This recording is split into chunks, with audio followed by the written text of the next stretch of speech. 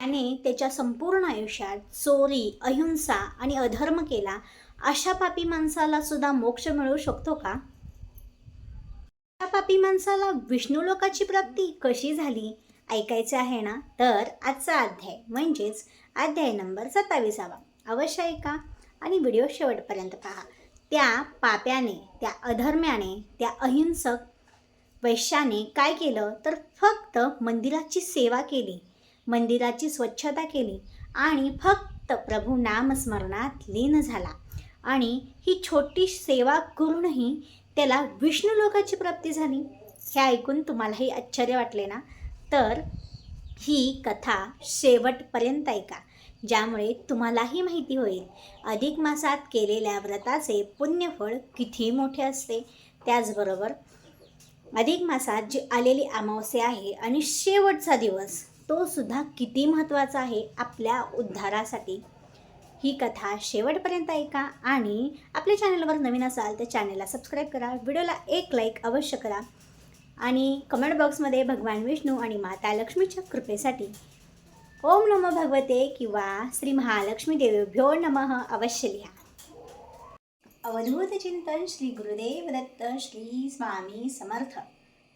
ओम नमो भगवते वासुदेवाय नमः. सर्वांच्या मनातील सर्व चांगल्या इच्छा स्वामी लवकरात लवकर पूर्ण करो, ही स्वामींचरणी मी प्रार्थना करते आणि आजच्या व्हिडिओला सुरुवात करते. तर मंडळी, आज मी घेऊन आले आहे अधिक मास महात्म्य अध्याय 27. ह्यातील एक छोटीशी कथा सांगणार आहे. तर आपण आज ह्या कथेमध्ये ऐकणार आहोत. सगळ्यात महत्त्वाचं म्हणजे एक महापापी, विध्वंसक आणि ज्याने फक्त अत्याचार केलेला, लुटारूपणा केलेला, चोरी केलेली, सतत नरबळीसुद्धा केलेली असते त्याने. त्याचबरोबर अगदी हिंसक वृत्तीचा तो वैश्य असतो. तर त्या वैश्याचा उद्धार झालेला आहे. तर ह्या कथेमध्ये ह्या वैश्याचा उद्धार कसा झाला आहे तर अधिक मासात त्याने फक्त छोटीशी सेवा केली आहे आणि त्या छोट्याशा सेवेने सुद्धा त्याला विष्णू लोकाची प्राप्ती झालेली आहे. आज आपण ते ऐकणार आहोत. त्यापूर्वी चॅनलवर नवीन असाल तर चॅनलला सबस्क्राईब करा, व्हिडिओला एक लाईक अवश्य करा, नसेल आवडला तर डिसलाईकही करा. फक्त तुमचा अभिप्राय जरूर कळवा. बघा, जेव्हा आपण ऐकत आलो आहोत अधिक मासातील महात्म्य, तर ह्या महात्म्यामध्ये माता लक्ष्मी स्वतः भगवान विष्णूंना म्हणतात की फक्त अधिक मासातील व्रताला, नामस्मरणाला, जप, दानधर्म, ब्राह्मण भोजन, रौप्यदान, सुवर्णदान, गोदान आणि स्मरण त्याचबरोबर उद्यापन ह्याला का विशेष महत्त्व आहे. म्हणजे इतरही सण समारंभ आहेतच की, इतरही महिने आहेतच की ज्याच्यामध्ये व्रत आहे. जसं की कार्तिक, वैशाख, पौष, श्रावण ह्या महिन्यांना सुद्धा तितकंच महत्त्व आहे आणि तितकंच फळ मिळतं. मग अधिक मासालाच का एवढं विशेष महत्त्व आहे असं भगवान विष्णूला माता लक्ष्मी म्हणतात. त्यावेळी भगवान विष्णू माता लक्ष्मीला सांगतात, प्रिये, की अधिक मास हा जो 3 वर्षातून एकदा येतो आणि ह्याला मलमास म्हणून संबोधलं गेलं होतं आणि ह्याचा एक प्रकारे त्याला वाईट टाकल्यात जमा झालं होतं.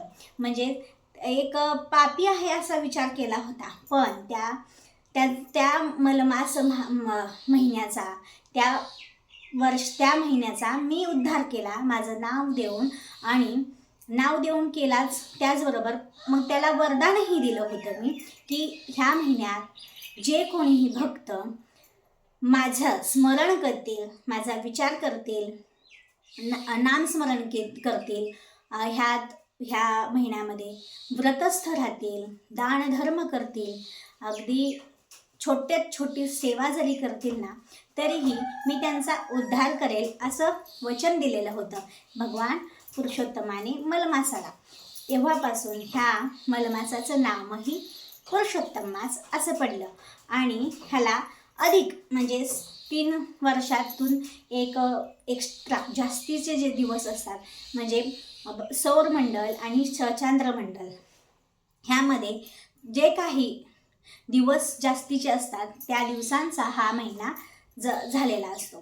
तर त्या महिन्याचा अशा प्रकारे उद्धार मी केला.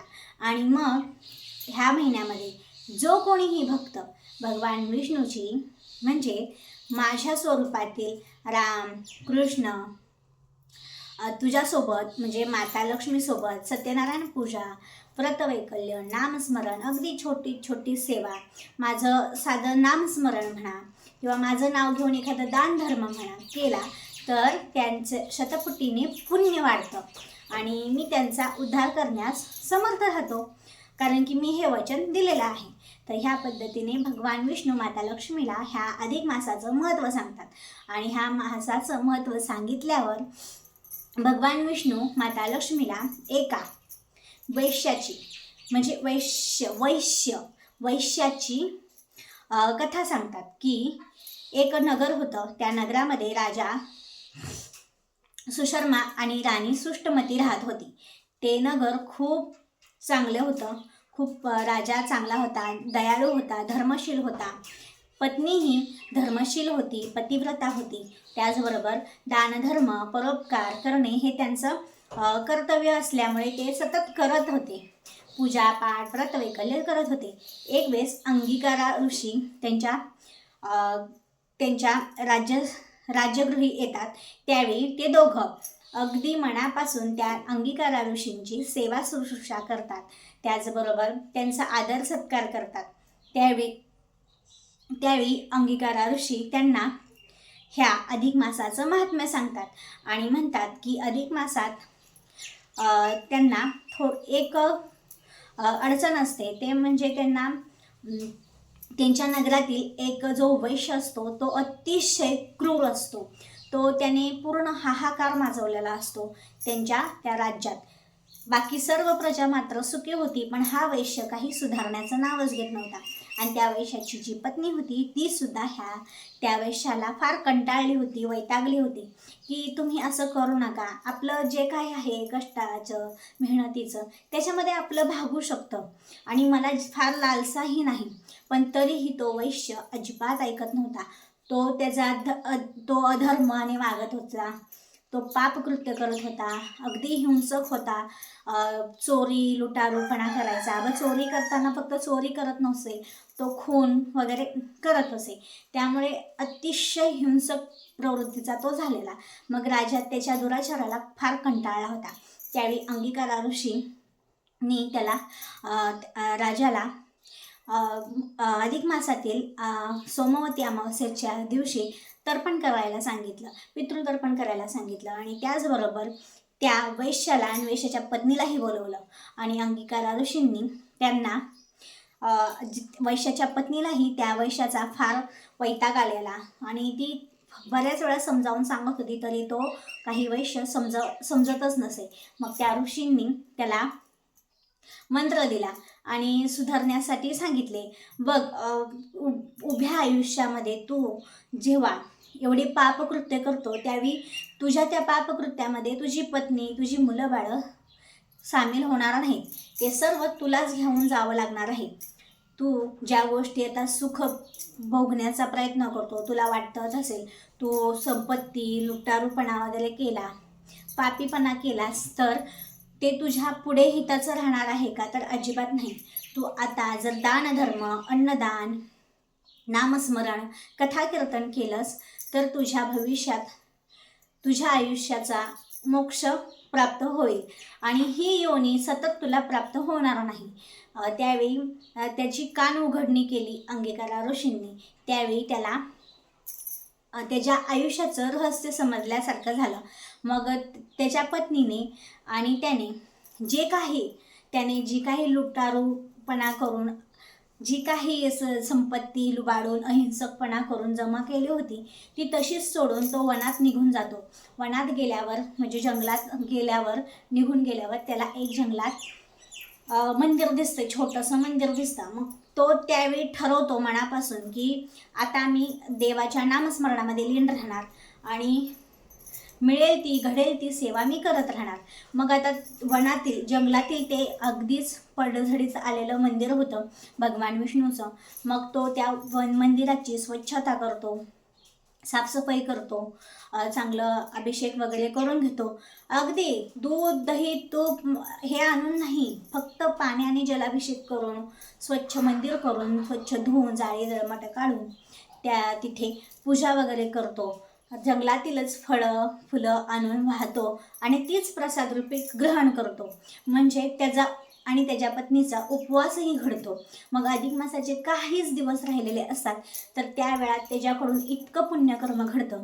म्हणजे तो वाईट मार्गाला तर राहतच नाही, पण त्या मंदिराची तडजोड करण्याचा प्रयत्न करतो. म्हणजे जे काही उद्ध्वस्त थोडंफार झालेलं असतं, आणि ही सगळी प्रभूंची लीला असते. ती काही आकस्मिकच मंदिर तयार नसतं, ते देवांची लीला असते. ती अचानकच तयार झालेलं मंदिर असतं. त्या मंदिरात ती पडझड वगैरे भगवान विष्णूनेच केलेली असते.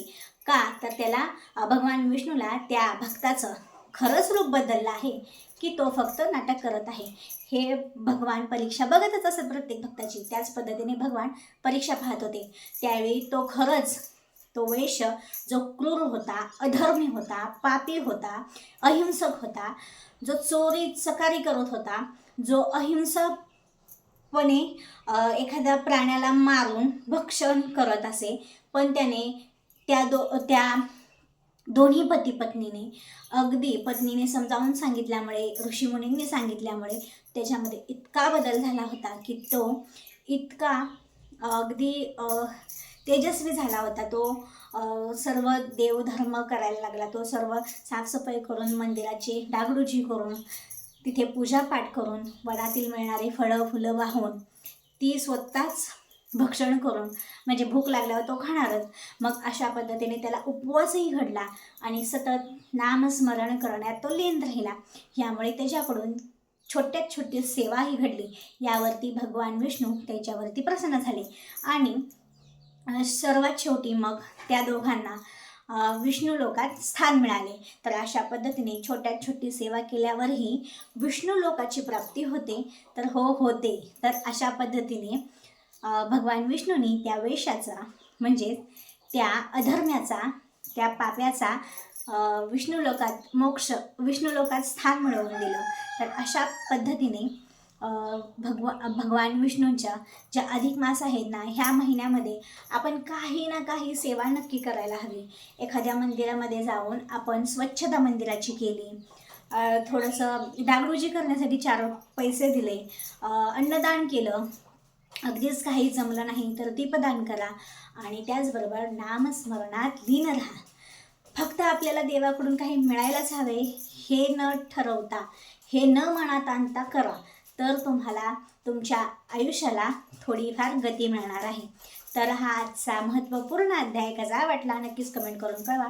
त्याचबरोबर कमेंट बॉक्समध्ये ओम नमो भगवते वासुदेवाय नमः, ओम श्री लक्ष्मीदेव्यो नमः अवश्य लिहा. भगवान विष्णू आणि माता लक्ष्मीच्या कृपाशीर्वादासाठी. धन्यवाद.